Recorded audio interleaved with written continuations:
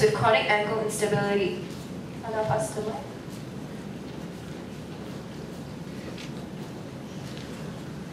A very good afternoon to everyone.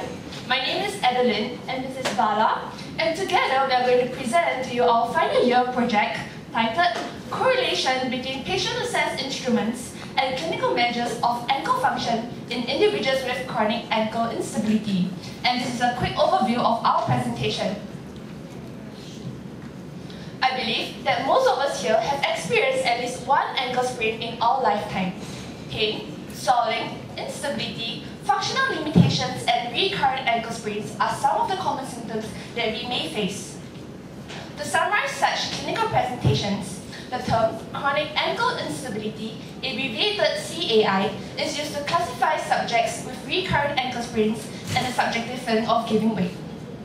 After suffering from a single episode of lateral ankle sprain, up to 31 to 40% of individuals report persistent symptoms such as those mentioned earlier. Now, let's take a look at the above case scenario.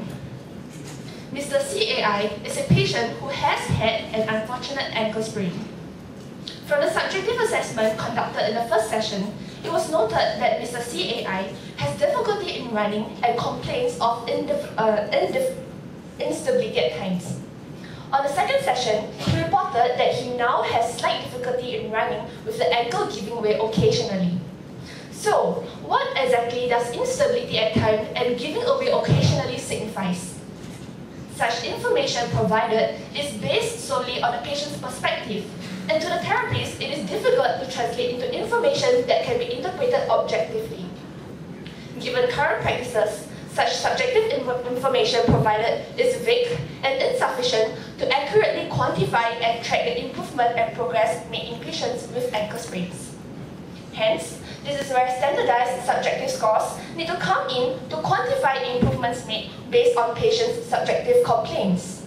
The use of patient-assessed instruments will complement the use of clinical measures in providing a holistic clinical picture that addresses both the psychosocial and biomedical aspects of CAI.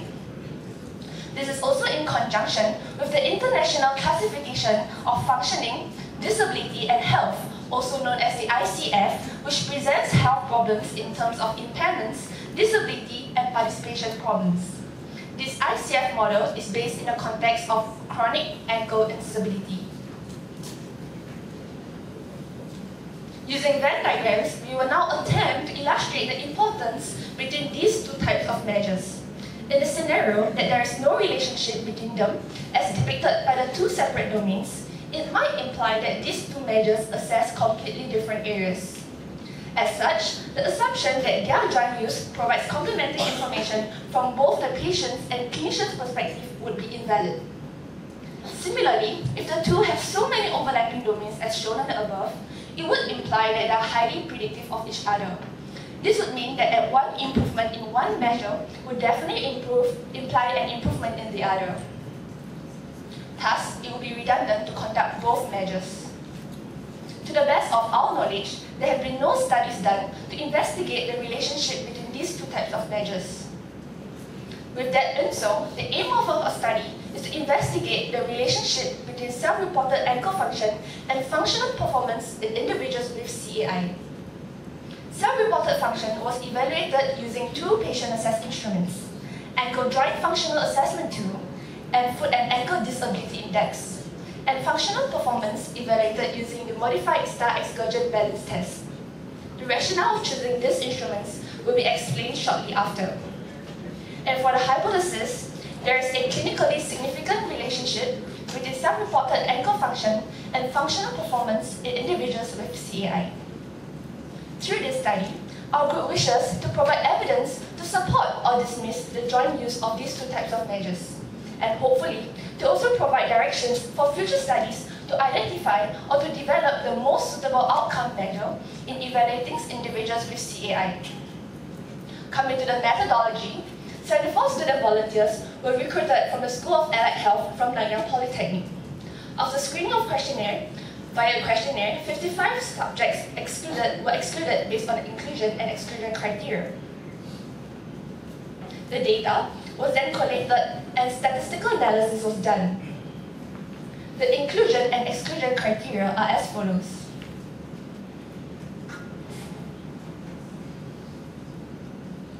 For the patient-assessed instruments, we carried out 2 questionnaires.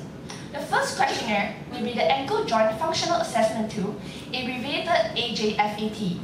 The AJFAT contains questions related to impairments, disabilities, participation problems, and quality of life.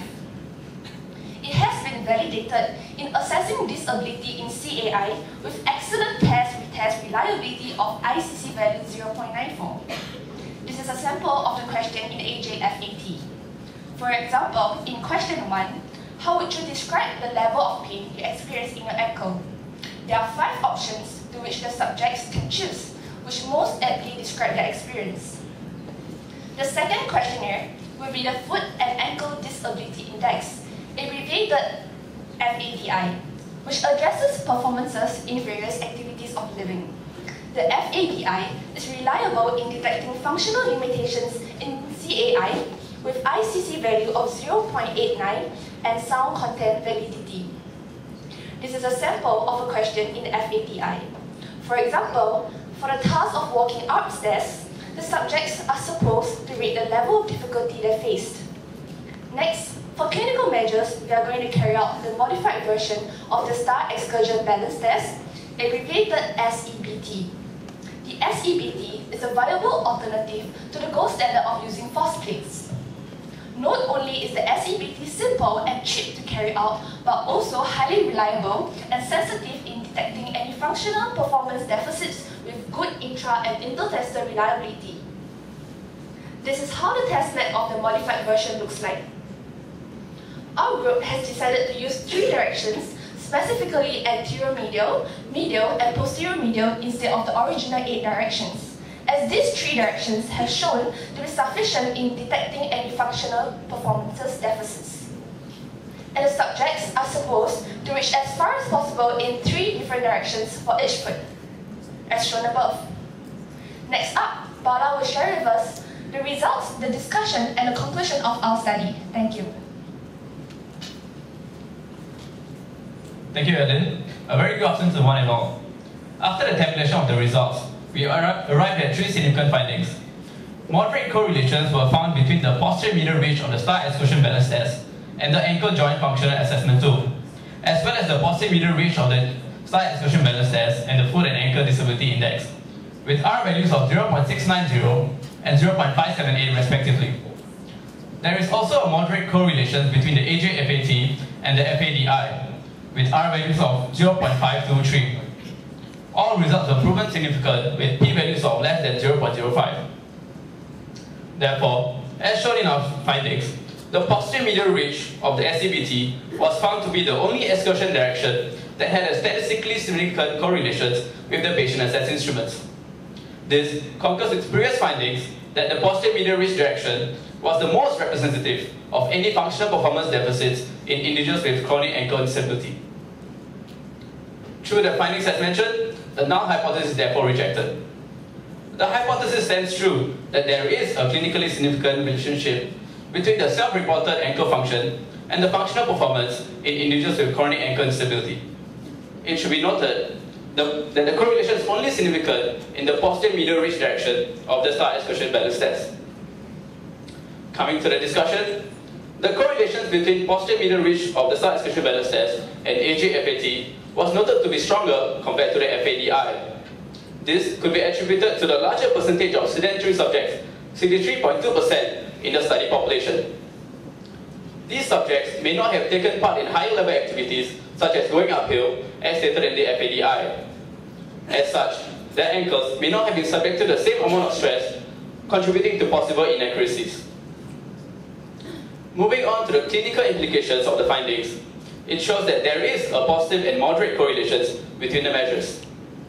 As depicted by the shaded area in the Venn diagram, the overlapping domains of the 2 measures imply they do not conflict each other, but still insufficiently strong to be predictive of one another.